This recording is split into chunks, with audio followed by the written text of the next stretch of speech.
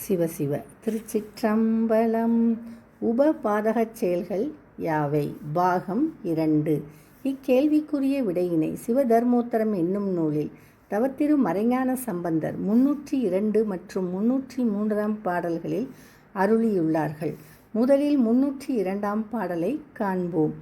மானா உளத்த வஞ்சகனும் வைரம் உடைய மனத்தினனும் பூனார் முளையை மனம் செய்து புணர்ந்தான் இருக்க புலன் இழந்த பானார் மொழியை பைங்கிளியை பனைத்தோள் இணையை பயின்றதனால் ஏன் நான் என்னும் இரண்டினையும் கண்ணா என்னா எளியனுமே என்பது ஆகும். இப்பாடலில் வரும் மானா உளத்தன் என்றால் மன அமைதியை இழந்தவன் என்று பொருள். புலன் என்றால் அறிவு, வைரம் உடைய மனத்தினன் என்றால் யானையைப் போன்று ஒருவர் செய்த தீமையை மறவாது நெடுக பகைமை பாராட்டுபவன் என்று பொருள். பூன் என்றால் அணிகலன், ஆர் என்றால் நிரம்பிய, பான் என்றால் பாடல், பானார் என்றால் பண் ஆர் பன்னிமை வாய்ந்த என்று பொருள். பைங்கிளி என்றால் பசுமை ப்ளஸ் கிளி, கிளி போல கொஞ்சி பேசுகிறவள் என்று பொருள். பனை என்றால் திரண்ட மூங்கில், ஏன் என்றால் பெருமை, நான் என்றால் வெட்கம் நாணம், கண்ணாய் என்றால் கணிக்காத, எண்ணாய் என்றால் நினைக்காத என்று பொருள். இனி இப்பாடலின் பொருளை காண்போம்.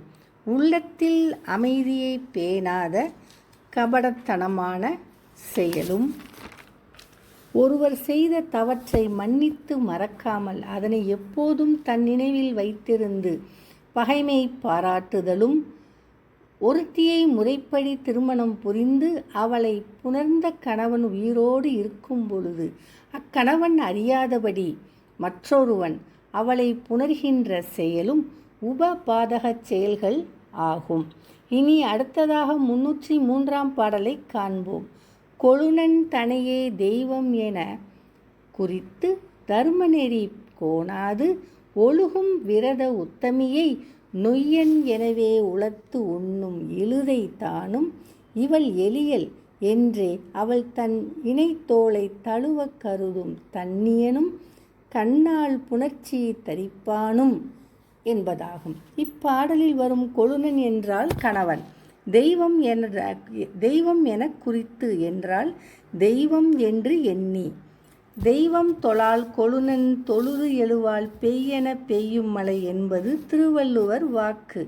தருமநெறி இல்லற நெறி, கோணாது என்றால் பிறழாது, விரதம் என்றால் நோன்பு, உத்தமி என்றால் குலமகள், குலமகட்கு அழகு, தன் கணவனை பேணுதல் என்று அதிவீரராம பாண்டியர் குறுந்தொகையில் கூறுகின்றார்.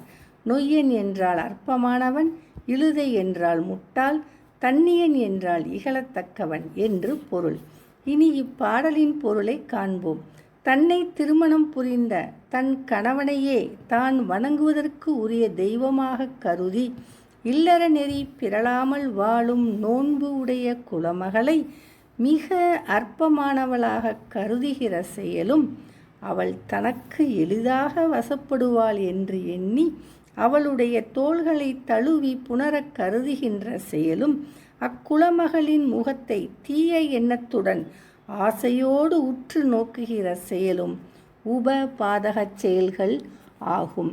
திருச்சிற்றம்பலம்.